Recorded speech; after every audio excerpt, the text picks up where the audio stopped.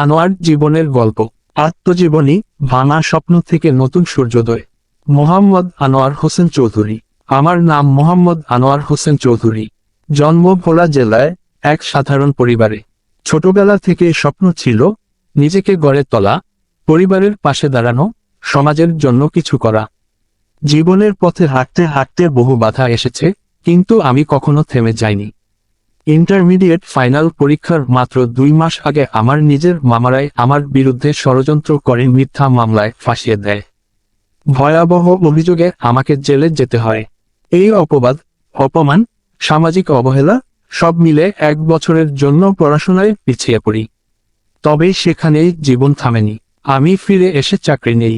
8 বছর ধরে একটি প্রাইভেট ফ্যাক্টরিতে কাজ করছি।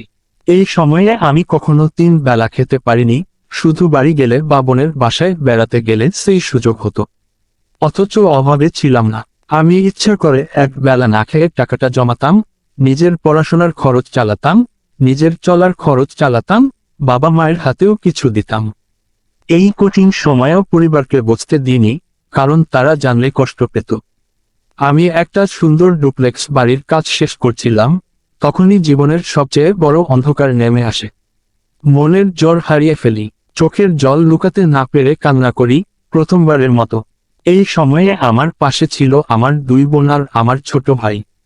তাদের সাহস, ভালোবাসা আর কথাগুলো আমাকে শক্তি দিয়েছে। একজন বলেছিল, তুই সবসময় আমাদেরকে শক্ত করে রাখছিস, আর এখন নিজেই ভেঙে পড়তাছিস। এই কথাই যেন আমার ভিতরে আগুন জ্বেলে দেয়। আমি সিদ্ধান্ত নিই, আরও একবার দাঁড়াবো। টানা 4 মাস আমি ঘুমাতে পারিনি, পরিবারের কারোর সঙ্গে মন খুলে কথা বলতে পারিনি। কিন্তু আমি ভেঙে পড়িনি। নিজেকে নিয়ন্ত্রণ করেছি, নতুন করে শুরু করেছি। আমি বিশ্বাস করি, অন্যায়কারীরা কখনো দীর্ঘস্থায়ী শান্তিতে থাকতে পারে না। তারা ভালো থাকে সাময়িক সময়ের জন্য। আমি প্রতিদিন নিজের কাজ শেষে ঘরে ফিরে নিজেকে প্রশ্ন করি, আজ কি করলাম? কাদের সাথে মিশলাম? যদি বুঝি কেউ আমার জন্য ভালো চায় না, আমি ধীরে ধীরে তার থেকে দূরে সরে যাই। কারণ একজন খারাপ মানুষ কখনো আপনার ভালো বন্ধু হতে পারে না। আমরা যদি নিজের বিবেককে জাগ্রত রাখি, তাহলে কেউ আমাদের নষ্ট করতে পারবে না। আমার বিশ্বাস, জীবনে যদি আপনি সত্যিকার কিছু করতে চান, তাহলে প্রতিটি ধাপে বাধা আসবেই। সেই বাধা আমাদের ভাঙতে নয়, গড়তে শেখায়। আপনি যখন ভেঙে পড়েন, তখন শুধু মনে রাখুন, আল্লাহ সব দেখছেন।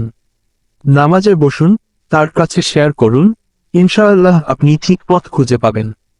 আমার জীবন হয়তো কারো কাছে গল্প, কারো কাছে দুঃখ, কিন্তু আমার কাছে এটা এক সাহসিক অভিযাত্রা, ভাঙা স্বপ্ন থেকে নতুন সূর্যোদয় পর্যন্ত পৌঁছানোর লড়াই। শেষ কথা, আমার গল্প তাদের জন্য, যারা কখনো কাঁদে কিন্তু কাউকে দেখায় না, যারা সব হারিয়ে আবার গড়ে, যারা হার না মানা সৈনিক।